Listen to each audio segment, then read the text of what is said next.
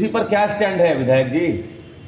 UGC तो माननीय सर्वोच्च न्यायालय के अधीन है, इस पर हम लोग अभी अपना स्टैंड क्या बता सकते हैं? नहीं, चूंकि वहाँ पर तो सुनवाई हो रही है, आप यूजीसी के पक्ष में हैं विधायक जी या पक्ष में है कि एक और आंदोलन हो रहा है यूजीसी के विरोध में, फॉरवर्ड क्लास कर रहा है, एक और यूजीसी बिल आया है, आपको लगता है यूजीसी बिल जो आया है वो सही है?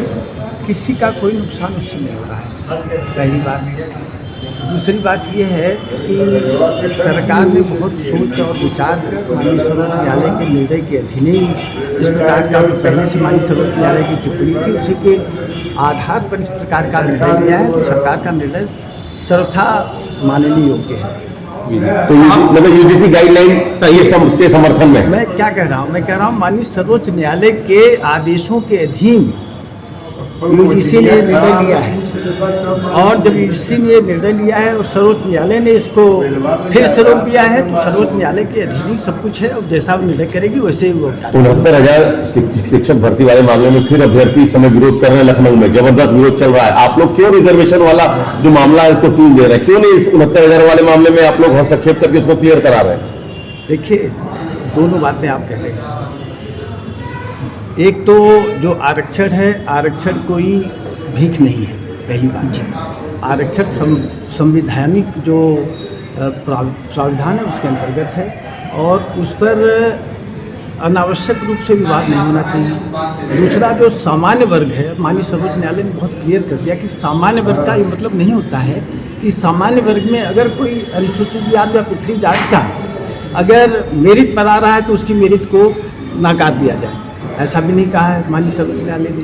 माननीय सर्वोच्च न्यायालय ने जो बातें कही है उसके अधीन अगर सरकार काम कर रही है तो उसमें किसी को इतराज नहीं होना चाहिए। आरक्षण की सुरक्षा के लिए आपकी सरकार वचनबद्ध है, प्रतिबद्ध है, आप मानते हैं?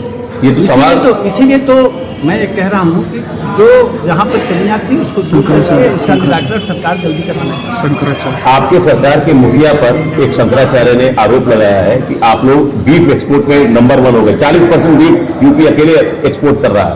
11 मार्च तक का समय लिया शंकराचार्य ने, हिंदू समाज से बाहर कर देंगे मुख्यमंत्री को लेकर कहे हैं, क्या कहेंगे?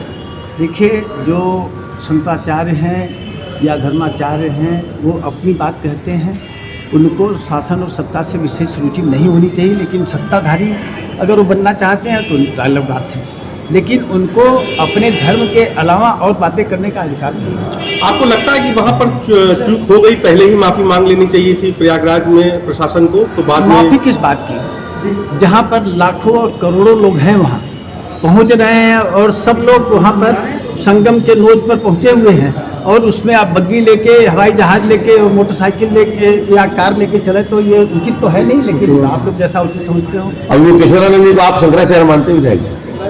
मैं जानता नहीं हूँ मुक्तेश्वरानंद जी को, तो मैं क्या शंकराचार्य मानूं जी। अब ये बताइए, अलंकार अग्निहोत्री वाला मामला भी चल रहा है। आप पीसीएस अफसर थे, रिजाइन कर दिए हैं, अब वो कह रहे हैं कि खुलकर SC ST OBC रिजर्वेशन के विरोध करेंगे। 7 तारीख को दिल्ली जाएंगे, नहीं वापस? मानसिकता उनकी संकुचित है, विचारधाराएं संकुचित हैं, वो लार्जर इंटरेस्ट में बात नहीं सोच रहे हैं, दुर्भाग्य है। वो माता प्रसाद पांडे जी से मुलाकात हुई है, पांडे से मुलाकात भी की, सपा के जो नेता प्रतिपक्ष विधानसभा, नेतागिरी के चक्कर में पड़े होंगे। जी। तो आपको लगता है अभी शंकराचार्य से भी कल उन्होंने काशी आके मुलाकात की है, आशीर्वाद मांगा? किसी से भी मिले, फर्क क्या पड़ता है? तो आपको लगता है कि उनका इस्तीफा सही तरीका था? उनके बिल्कुल गलत था।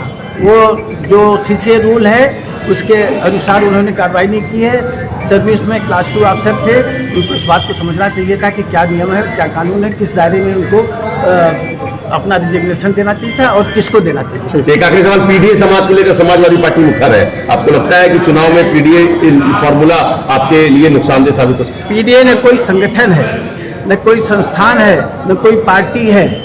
PDA का क्या मतलब हुआ? PDA उनकी बकौती नहीं। ठीक, सीधी बात।